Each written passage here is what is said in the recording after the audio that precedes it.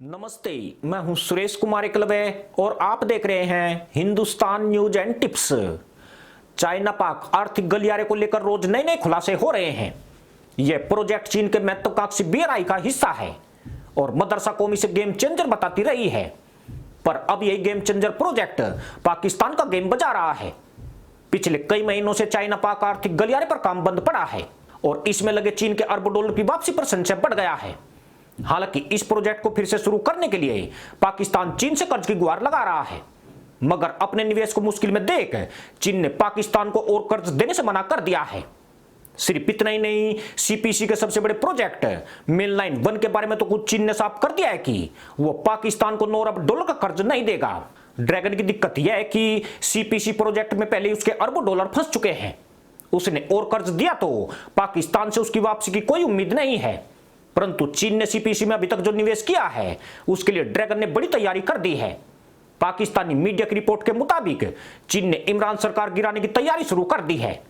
वह विपक्षी सियासी पार्टियों से लगातार संपर्क में है। खास बात यह है कि पाकिस्तान में चीन के राजदूत नोंग रोंग ने खुले तौर पर सियासी पार्टियों से मदद मांगी है। चीन की इस साजिश की भनक के बाद पाकिस्तान में हड़कंप मच गया है।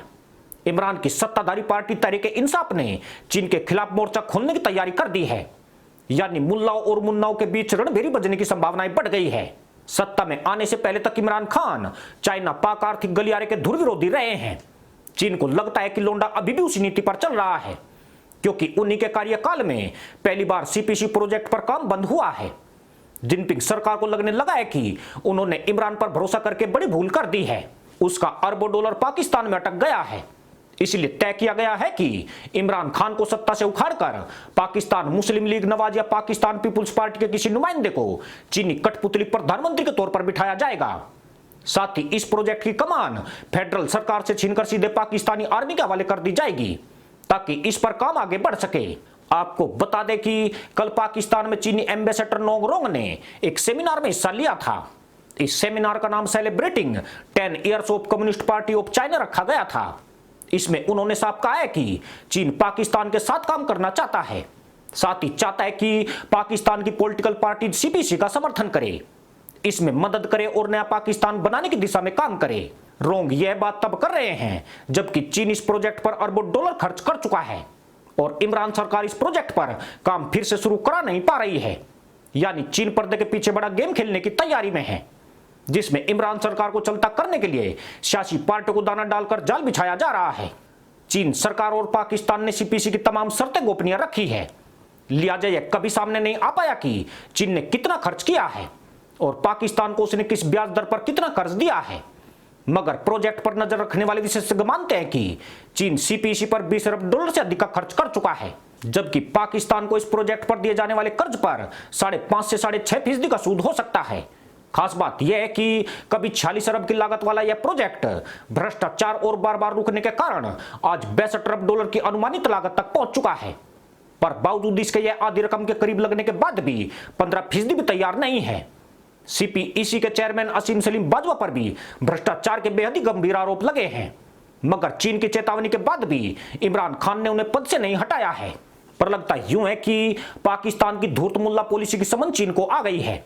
उसे एहसास हो चुका है कि CPEC को लेकर मदरसा मुल्क कोई बड़ा गेम खेल रहा है। वह CPC में कई तरह की दिक्कतें पैदा करके उससे पैसा उगाने का दांव चल रहा है।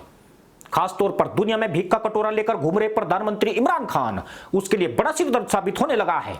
यही वजह है कि वो अब सियासी दलों से बातचीत कर रहा है। अप्रैल में चीनी राजदूत ने पाकिस्तान के बड़े सियासतदानों से बातचीत की थी। इनमें नवाज शरीफ के छोटे भाई शहबाज शरीफ, पाकिस्तान पीपुल्स पार्टी के चेयरमैन बिलावल भुट्टो जरदारी और मौलाना फजलुर रहमान शामिल थे। यह सभी पार्टियां इमरान लोंडे को घेरने के लिए संसद में CPC पर सवाल कर रही है।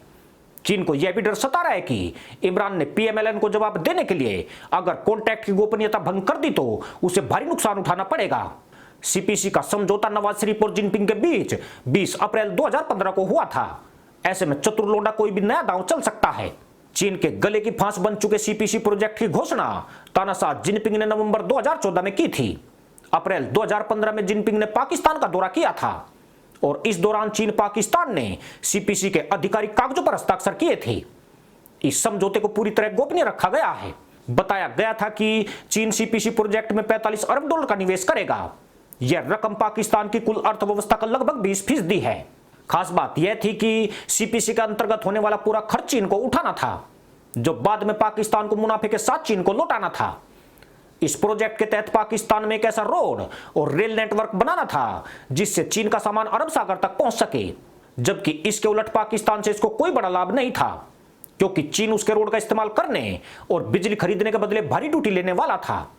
जब सीपीसी पर काम शुरू हुआ तब पाकिस्तान को उम्मीद थी कि इससे देश में रोजगार के अवसर आएंगे, मगर चीन अपनी लेबर साथ लेकर आया था।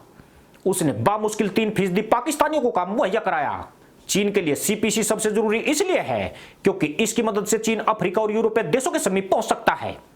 इससे पहले चीन को अफ्रीका और यूरोप तक पहुंचने के लिए भारतीय महासागर से गुजरना पड़ता था। वह चीन के लिए बहुत महंगा और लंबा रास्ता पड़ता था। अब चीन पाकिस्तान के गवादर बंदरगाह के जरिए सीधे व्यापार कर सकता है।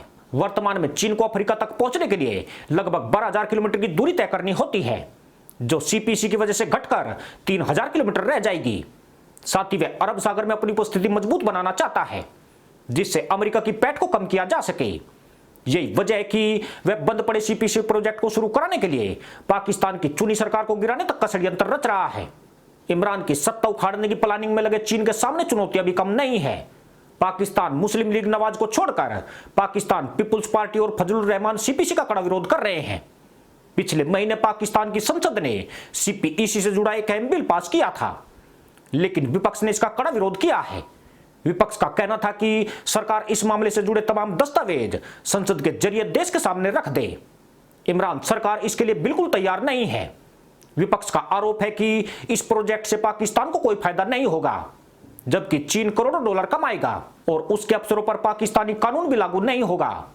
हैरानी की बात यह है कि जिस वक्त इमरान विपक्ष में हुआ करते थे, ऐसी मांग और यही आरोप वे भी सरकार पर लगाया करते थे, मगर आज वे खुद देश के प्रधानमंत्री बने हैं, मगर चीन से समझौते के दस्तावेज सार्वजनिक करने से कन्नी काट रहे हैं। जबकि पीएमएलएन की सरकार के दौरान ही सीपीईसी पर चीन से समझौता हुआ था, वही उसे आज संसद में रखने का समर्थन कर रही है। इस मुल्ला राजनीति में अगर किसी की बज रही है तो वह चीन है, जो अब इस बात पर विचार कर रहा है कि पीटीआई की सरकार गिराकर सीपीसी को फौज के हवाले कर दिया जाए। पर धूर्त जाहिलों के देश में उसका यह विचार कितना कामयाब रह पाएगा, यह जरूर देखने वाली बात होगी। इसी के साथ अनुमति दोस्तों, जय जवान जय किसान जय हिंद वंदे मातरम।